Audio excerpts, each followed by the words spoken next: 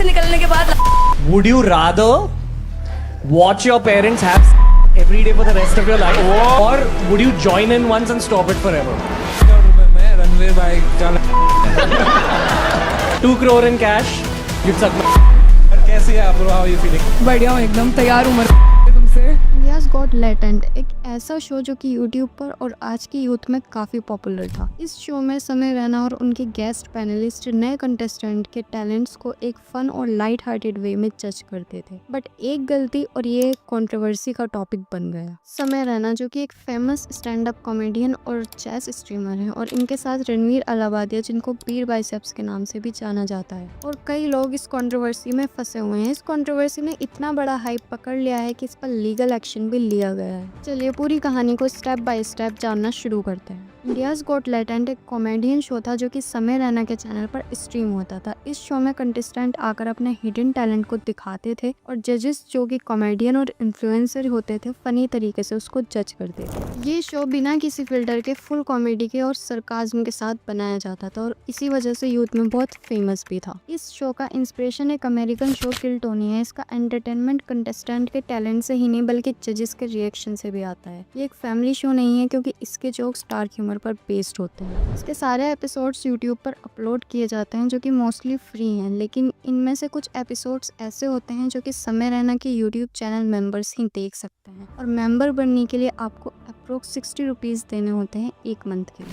10 Feb को इस channel पर समय का एक एपिसोड रिलीज होता है सिर्फ मेंबर्स के लिए, और उसमें कई पॉपुलर इन्फ्लुएंसर और क्रिएटर्स भी थे लाइक आशीष चंचलानी, जसप्रीत सिंह, अपूर्वा मुखीजा और रणवीर अलाहाबादिया। इसी एपिसोड में रणवीर ने एक इनएप्रोप्रिएट क्वेश्चन पूछा। Would you rather watch your parents have sex every day for the rest of your life, or would you join in once and stop it forever?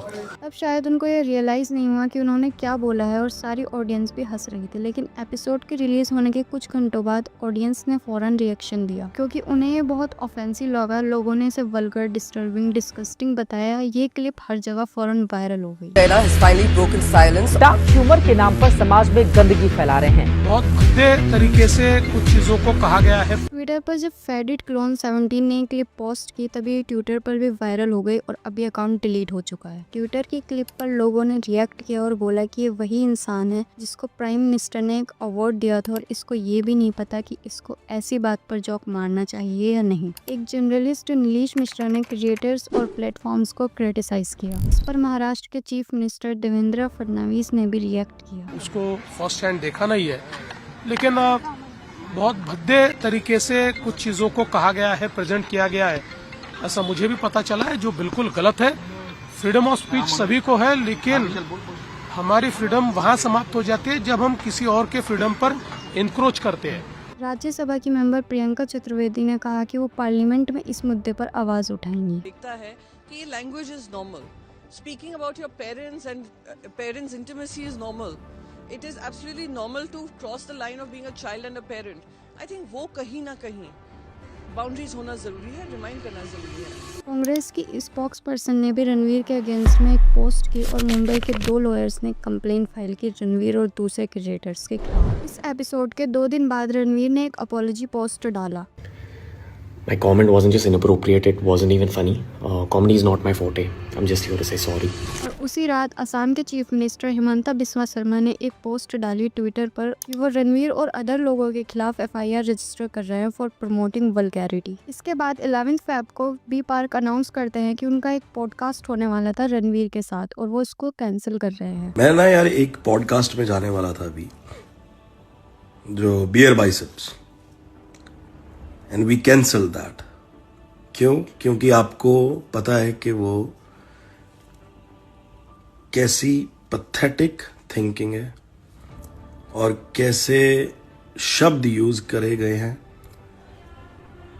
समय रैना के शो पे।